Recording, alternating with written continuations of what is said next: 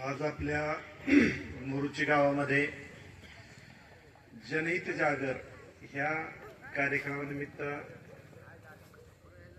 आपण उपस्थित सर्वजण राहिला आणि या कार्यक्रमाची शोभा वाढवली त्याबद्दल तुमच्या सर्वांचं मनापासून शिवप्रसाद परिवारामध्ये स्वागत। आणि या कार्यक्रमात सन्मान्य उपस्थिती म्हणून उपस्थित राहिलेले सन्मान्य आमचे मित्र देवा पाटील आणि आपल्या मोरुची गावातील सन्मान्य भारत साहेब सरपंच, आमचे पानसकर साहेब, आमचे रणजित भैया आणि आपण सर्वजण।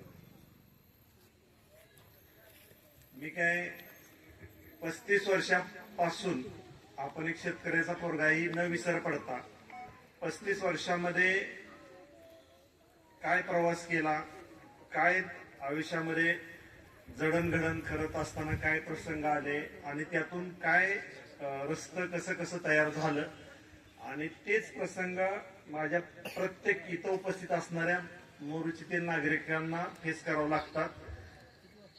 ते फेस करायला लागू नये म्हणून त्यांना जी काय करू शकतो ती दिशा देण्यासाठी ही छोटीशी जनहित जागर यात्रा आहे। मी काय भाषण करायसाठी आलो नाही, तुम्हाला एक थोडस डिस्कशन संवाद साधण्यासाठी आलोय। भाषण कदाचित राजकीय शब्द होईल।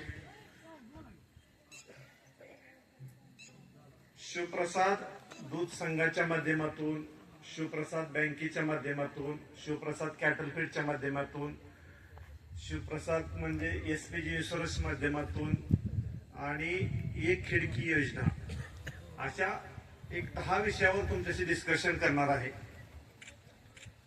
त्यातील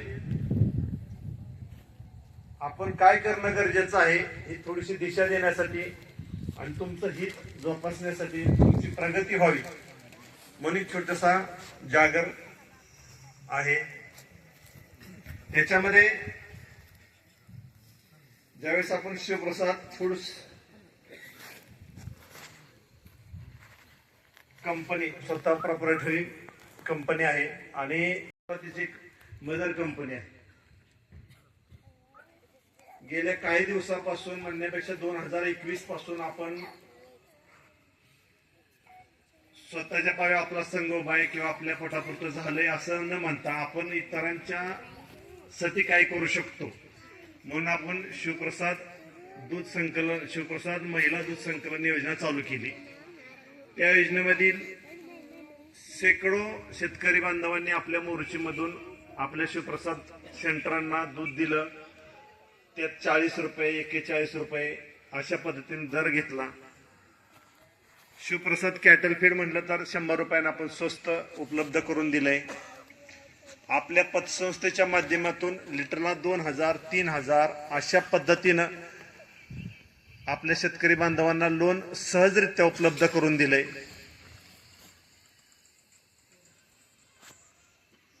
त्या लोनच्या माध्यमातून बरेचसा चर्चा केली जाते, बापू लोन देतात पण बँकेतनं देतात, ऍडव्हान्स देतात पण बँकेतनं देतात, मग दर एवढा 4-5 रुपये देऊन फायदा काय।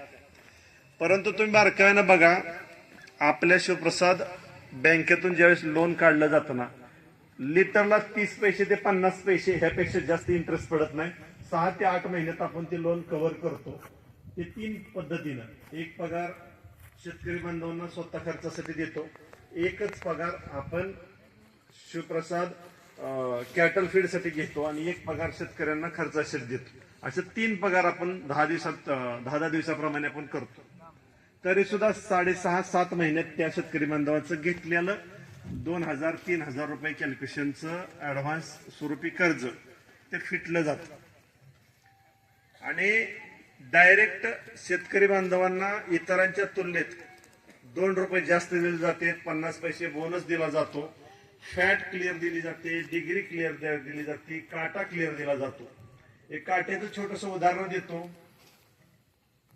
आपला शेतकरी बांधव फार विश्वासानं, फार सरळमार्गी जगणारा आपला शेतकरी आहे आणि त्या शेतकऱ्यांना विश्वास लय ठेवायची सवय। माझी बी तीच परिस्थिती होती 35 वर्षापूर्वी। पण माझी फॅट कधी हिशोबात धरली जायच नाही, काटा कधी हिशोबात धरली जायच नाही, डिग्री कधी हिशोबात धरली जायच नाही. हे सगळं तुमच्या दारात आणून ठेवलंय. तुम्ही सॅम्पल चेक करता, तुम्हाला पटलं तर ते फॅट एसएनएफ क्लिअर लागली, व्यवस्थित वाटली तर तुम्ही दूध द्या. असा आमचा पहिला दिवसापासूनचा प्रयोग आहे. समोर 3, 5, 8, 5, 40 रुपये दर असतोय. क्लिअर कट फॅट डिग्री काटा बसला. एमएल पासून सुद्धा मग शेतकरी बांधवांना आपण पैसे देतो एमएल पासून. आज इतरांच्या तुलनेतला जर अभ्यास करायचा म्हटलं ते 2 लिटरचं मापाने कधी दूध घेतात, कधी तरकारीचं वजन करणारा काटा असतो त्याचा झुलत्या काट्यावर वजन केलं जातं. काहीच मोजमाप तुम्हाला कळत नाही. तरकारीच्या काट्यानं जर एमएलचं दूध गोळा करायचं म्हणलं तर ते योग्य आहे का सांगा बरं. त्या काट्यामध्ये 5% घट केली जाते. 20 लिटरची किटली म्हणून 21 लिटरची तुमच्याकडून वतून घेतली जाते, तेव्हा 20 लिटर दूध भरलं असं दाखवलं जातं.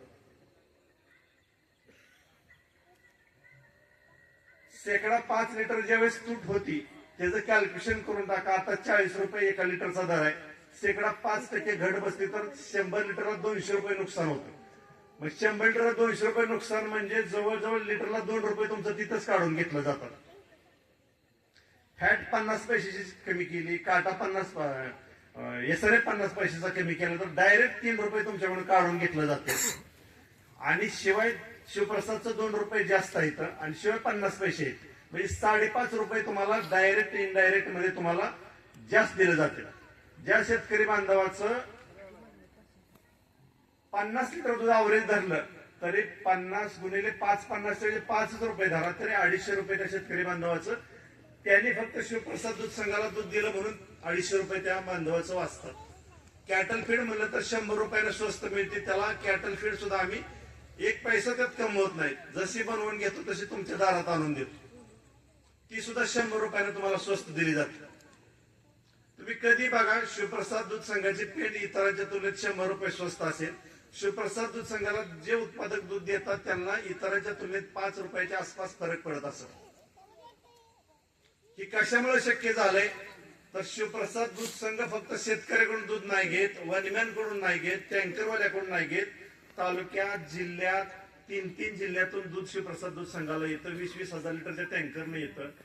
एक टँकरनं सप्लाय करणाऱ्या कंपनी 20-20 हजार, 30-30 हजार, 50-50 हजार लिटर दूध शिवप्रसाद दूध संकलन पोच करणारे लोक आहेत. समजा सोलापूरवरून टँकर शिवप्रसादला दहेगाव मध्ये येतोय, त्यांची वाहतूक नुसती 1 रुपया जाते आणि तिथं त्या टँकर न दूध घेतो त्या शेतकऱ्यांना तिथं 2 रुपये जास्त त्या वनमॅनला द्यावा लागते. तिथला खर्च 1 रुपया असतो. असा 3-3.5 रुपये खर्च देऊन तो टँकर मला घ्यावा लागतो आपल्या डेअरीमध्ये. तो मधला गॅप काढून माझ्या शेतकऱ्यांना ती 3-3.5 रुपये वाढवून दिले. मी काही जादूची कांडी केली नाही, पण 1 लिटर दूध माझ्या शेतकऱ्यांचं त्याला 40 रुपये दर. 1 लिटर दूध त्या 20,000 लिटर टँकरचा जर देत असेल त्याला सुद्धा तोच रेट आहे. म्हणजे 20,000 लिटर दूध देणाऱ्याला तोच रेट, 1 लिटर दूध देणाऱ्याला तोच रेट. एवढा मधला प्रवास कट कोणासाठी केला तर ते तुमच्यासाठी केला. ज्या 35 वर्षात मी तुमच्यासारखाच उत्पादक होतो, कुठं कुठं कसं कसं पैसे वाचवायचं ह्या पद्धतीने विचार करून तुमचं ते पैसे वाचवल्यात. मी असं काही जगाईकडे केलं नाही की तुम्ही हाय समोर म्हणून तुम्हाला 3 रुपये जास्त देतोय. फक्त मधला वनमॅन काढून टाकला, टँकर सप्लाय काढून टाकली, मधली चेन कट केली. शिवप्रसाद संघ टू शेतकरी ही योजना राबवली. आज 6 तालुक्यामध्ये ही योजना सक्सेस चालू आहे. हजारो शेतकऱ्यांना त्याचा लाभ भेटलाय. आणि अशाच शेतकरी बांधवाच्या छोट्या व्यथा ज्यावेळेस मला बोनस वाटपाच्या टप्प्यात 6 तालुक्यात बोनस वाटपत असताना सांगोल्यामध्ये गेल्यानंतर एक अशी घटना आली की बापू दुधाला दर चांगला बसतोय परंतु आमच्या शेतकऱ्यांसाठी आणखी काय करता येईल का. म्हणलं काय करायचं नक्की. तर मग तिथून अशी छोटीशी रिक्वेस्ट आली की बापू आपण जर आमच्या गाई 10% मर आहे म्हणजे 10 गाय मग 1 गाय 1 वर्षात मर होते आणि त्याचं शेतकऱ्याला नुकसान परवडत नाही. आपण एसपीजी इन्शुरन्स कंपनी स्थापन केली आतापर्यंत ह्या 2 महिन्यामध्ये हजारो शेतकऱ्यांच्या गायींचे इन्शुरन्स काढले गेले. 3,500 रुपये फक्त आपण घेतो, परंतु 3,500च्या बदल्यात 70,000ची गाय त्याला 15 दिवसाच्या आत द्यायची व्यवस्था ठेवली. 3,500 रुपये म्हणजे अवरेज 10 रुपये रोज जातात. नुसता 50 पैशाचा बोनस जरी म्हटलं ना, तर ज्या शेतकरी बांधवाचं मला 40 लिटर दूध आहे, म्हणजे ते 2 गायचं, समजा 20 लिटर गाय, एक अवरेजली 20 लिटर गाय दूध देत असेल तर 20 लिटरचा बोनस 10 रुपये होतोय. तेवढा बोनस एवढं जरी त्या शेतकऱ्यांनी फक्त ती गाय वाचायसाठी एक गायचा इन्शुरन्स काढला, 10% नुकसान वाचलं, तर ते शेतकरी बांधवाचं 60,000 ते 70,000 रुपये मर होणार पर्सेंटेज वाचलं. त्यानंतर पुढचा प्रश्न आला की इन्सिमिशन महाग बसतंय, इंजेक्शन महाग बसतात, गोळ्या औषध महाग बसतात. थोड्या दिवसामध्ये आपल्या नात्यापते दहेगाव रोडच्या दरम्यान कुठंतरी एखादं शॉप आपण पाहतोय. अगदी जनावरांचीच नाही पण माणसाची सुद्धा सर्व औषधं तुम्ही आश्चर्य कराल, डायरेक्ट कंपनी खरेदी करणार आणि डायरेक्ट मेडिकल मधून तुम्हाला दिली जाणार.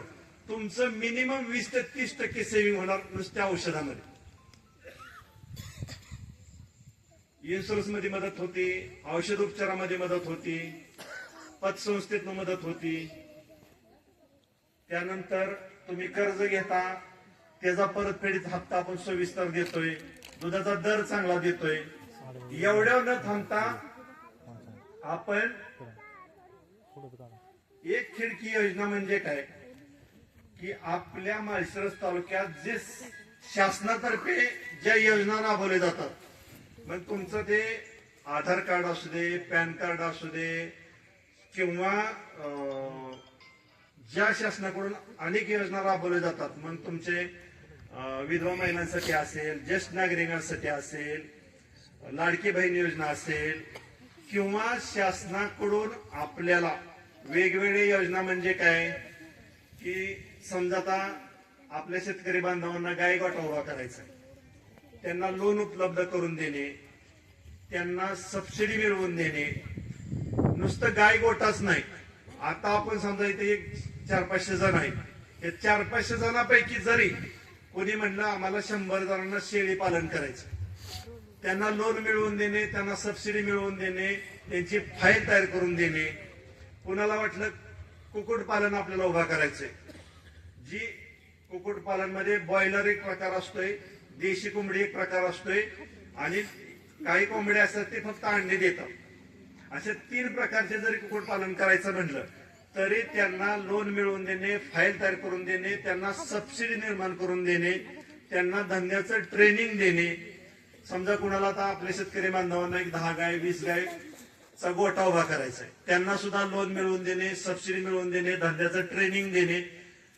ह्या यात्रेचा उद्देश एकच आहे की प्रत्येक गावामध्ये फक्त दुधाबद्दल, इन्शुरन्स बद्दल, बँकेबद्दल आपलंही वैयक्तिक कंपन्या झाल्या, परंतु ह्याच्या नंतर सुद्धा 100 तरी उद्योजक आपल्या प्रत्येक खेडेगावामध्ये, आपल्या मोरुचीमध्ये 100 तरी उद्योजक तयार करायची आमची मानसिकता. त्याच्यामध्ये तुम्ही कुठंच नाही जायचं. तुम्हाला काय अपेक्षित आहे की बाबा मला, तुम्ही फक्त एक फॉर्म्युला घेऊन यायचा, तुम्हाला काय आवडेल. शासनाची कुक्कुटपालनाला अतिशय चांगल्या प्रकारची सबसिडी आहे, अंड्याचं कुक्कुटपालन आहे, बॉयलरचे कुक्कुटपालन आहे, शेळी पालन आहे, गाय गोट्याला आहे. आपल्या शेतकऱ्यांसाठी एवढे जरी उद्योग आपण उभा करण्याचा प्रयत्न केला तरी सर्व उद्योगाचं तुम्हाला कर्ज मिळवून देणे, सबसिडी मिळवून देणे आणि तुम्हाला ट्रेनिंग बी देणे, त्यांची फाईल कशी तयार करायची, कुठल्या बँकेतनं कर्ज काढून द्यायचं. गेल्या 35 वर्षात पहिलं माझं प्रकरण 5,000 होतं चंद्रभाऊ पतसंस्थेत. आज आपले शिवप्रसाद जवळजवळ 50-50, 100-100 कोटी कर्ज काढतंय, 10-10 कोटी सबसिडी घेतंय. माझ्या एकट्याचं कल्याण नक्की होते, परंतु आपल्या मोरुचीत 100 तरी उद्योजक तयार व्हावीत. या यात्रेचा उद्देश एकच आहे, फक्त दूध मागणे, बोनस देतो, एफडी ठेवा, एवढं नाही बोलायचं. ह्याच्या व्यतिरिक्त सुद्धा इकडे शासनाचे सबसिडीचे उद्योग आहेत जे शेतकऱ्याला पूरक आहेत, ते उद्योजक आपल्या मोर्चीतनं व्हावे ती, आणि आपल्या मोर्चीत 100 उद्योजक तयार व्हावे ती, एकदम प्रामाणिक हेतून हार्ट टू हार्ट बोलण्यासाठी तुमच्यापाशी आलोय. याच्यामध्ये तुमचं कुठल्याही प्रकारचं अर्थकरण घेतलं जाणार नाही. समजा एखाद्या महिलेला एखादा छोटा उद्योग करायचा, तिला फाईल तयार करून देणारे बी सीए आमचीच असतील, कर्ज मिळवून देणारी माणसं आमचीच असलेली, सबसिडी मिळवून देणारी माणसं असलेली. फक्त सबसिडी मिळवून देण्याचं काय पर्सेंटेज असेल त्या व्यक्तीला डायरेक्ट द्यायचं. कर्ज घेताना कुठेही पैसे लागत नाहीत. फाईल तयार करून घेताना त्या सीएचा काय खर्च असेल फाईल बनवायचा, तेवढा त्यांनी सीएना डायरेक्ट त्या देऊन टाकायचं. परंतु शिवप्रसाद परिवारात तिथं जे बँकेमध्ये लोक बसलेले, शिवप्रसाद अर्बन मध्ये, तुमच्या कुठल्याही प्रकारचा 1 रुपया सुद्धा स्वीकारला जाणार नाही. त्यामुळे काय होईल, कुणाला टॅक्स भरायची माहिती नाही, कुणाला फाईल बनवायची माहिती नाही. जी मी 35 वर्ष स्वतः त्या जेव्हा काम केले, मला काय अडचणी आल्या आणि कशा पद्धतीने सॉल्व्ह केल्या, आणि माझ्यावर 35 वर्षापासून कोण कोण लोक होती, त्यातलं महत्व सांगायला म्हणजे सगळी लोक आपल्याच तालुक्यातले, कर्ज देणारे बी, सबसिडी देणारे बी, मदत करणारे बी, सगळी, कुठेही बाहेर जायची गरज पडत नाही. आपलीच माणसं थ्रॉट महाराष्ट्र पसरलेले, फक्त आपल्या माणसांना आपल्या माणसापाशी पोहोचवायचं, एवढाच दुवा बनण्याचा आमचा हेतू आहे. प्रत्येकाच्या डोक्यामध्ये काय की बापू आले म्हणजे समजा बापू राजकीय काहीतरी प्रचार करतील, असं काय सुद्धा डोक्यात आणलं. राजकारणाचं लय मला फार कौतुक आहे असं अजिबात नाही. तुमच्या समोर बऱ्याच गोष्टी माझ्या चढ उतार आयुष्यात तुम्ही सगळं बघताय, ऑब्झर्वेशन करताय. राजकारण हा पार्ट आजच्या मिटिंगचा नाही. ज्यावेळेस आचारसंहिता लागते ना, त्या दिवसापासून आचारसंहिता संपेपर्यंत राजकारण एवढंच ठेवते. तुम्ही जर ते 5 वर्ष दाबून ठेवलं ना, तर त्यात 100% तुमचं नुकसान. तुम्ही निवडून दिलेले उमेदवार, मग ते आमदार असतील, खासदार असतील, जिल्हा परिषद सदस्य असतील, पंचायत समिती सदस्य असतील, सरपंच असतील किंवा सदस्य असतील, योग्य वेळी त्यांची सर्वांची मैत्री सुंदर असते ध्यानात. योग्य वेळी, जसं महाराष्ट्राच्या विधिमंडळात चाललं जातं. बाहेर मात्र माईकवर तुटस्तर बोलते, आत गेलं चहा पाण्याचा कार्यक्रम, एन्जॉय असतो एकमेकाच. 228 जणांनी व्यवस्थित सगळं नियोजन लावायचं असतं आणि आपण सगळ्यांनी फक्त बघत बसायचं असतं. आपण मात्र डोकी फोडायची एकमेकाची, अजिबात जमणार नाही. तू इकडलाय, मी इकडलाय, तुझा काय संबंध, माझा काय संबंध. त्यांनी एकमेकाची पार्ट्या 4 एकत्र केलं तरी चालते. आपण मात्र कुणी कुणाकडे गेलेला अजिबात चालत नाही. मी माझ्या पवित्र हेतून आलोय, ह्याच्यामध्ये राजकारण हा विषय अजिबात नाही. फक्त राजकारणी त्या लेवलला जाऊन किती अतिशय सुंदर वातावरण मेंटेन करून आपापल्या प्रगतीच्या दृष्टीने रस्ता मोकळं करते. आपण मात्र फाटी वडून राहतो, नाही नाही कशाला बापाच्या बँकेत जायचंय. माझ्या बँकेत ठेवणारा जी काही व्यक्ती आहे त्या वर्षभरात सांगतोय 2 वर्षामध्ये 50 कोटीचा टर्नओव्हर झालाय. मला माहित सुद्धा नाही एफडी माझ्या बँकेत कोणी ठेवली. मी एकदा एफडी ठेवायला नाही की फोटो काढाय नाही की मला माझ्या बँकेतनं लोन कोणी घेतलंय, एफडी कोणी ठेवली ही सुद्धा मी बघितलं नाही. माझ्या शिवप्रसादला दूध कोण घालतंय, कोण नाही घालत, काय सुद्धा माहित नाही. ज्यावेळेस कधी प्रसंग येतो त्या टाइमला ह्यांना भेटतो, गप्पा मारतो. माझा सिरियस आग्रह कधी नसतो की तुम्ही 100% असंच केलं पाहिजे. आपल्या माझ्या वडिलांच्या प्रथम पुण्यस्मरणाला सुद्धा तुम्ही बघितलं असेल, तालुक्यातल्या सर्व पार्ट्याचे सर्व नेते आपल्या कार्यक्रमाला आले. पण राजकारणाच्या टप्प्यात आम्ही आमची कामे केली का नाही? पण ज्याच्या टाइमला जिथे काम केलं पाहिजे, आपण फाटी वडून राहू नका, आपला विकास करून घ्या. माझा प्रामाणिकपणे हेतू आहे की 100 उद्योजक तरी आपल्या मोर्चात तयार झाले पाहिजे. त्या उद्योजकांना मी विचारणार नाही तू कुठल्या पार्टीचा आहे, मला त्याच्याशी काय देणं घेणं नाही. ज्या तरुणांना उद्योग करायचे त्या उद्योगांना जी काय माझ्याकडून बळकटी देता येईल ती मी 100% देईन. ती मी गेले 35 वर्ष झालं केले. मी तुम्हाला मी जी केलं नाही ती नाही का सांगणार काय? मला जे माहित आहे, मी जे करू शकतो तेच तुम्हाला बोलणार आहे. आपण फक्त ही यात्रा फक्त विकासाची यात्रा आहे, जागृती आहे, एवढंच समजून चालू. याच्यामध्ये कुठल्याच कमेंट्स आणत बसू नका. इन्शुरन्स मध्ये पायाची जी आपली प्रत्येक प्रकारची सजीव वस्तू आहे का निर्जीव वस्तू आहे, सगळ्या प्रकारच्या आपल्या कंपनीतून इन्शुरन्स काढले जातात.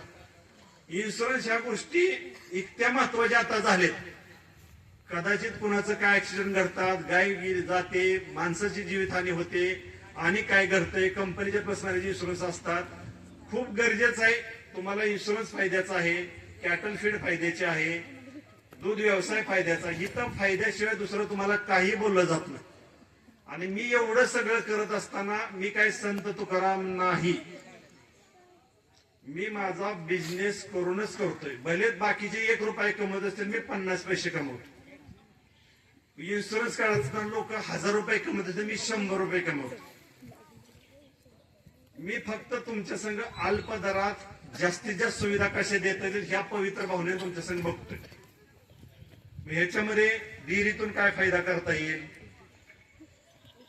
माझ्या मल्टीजेट संघातून काय फायदा येईल, ऍडव्हान्स तुम्हाला देऊन काय करता येईल, दूध व्यवसाय करताना काय करता येईल, शेतकऱ्यांच्या पशुसाठी काय करता येईल, ऍडव्हान्स कसे देता येतील.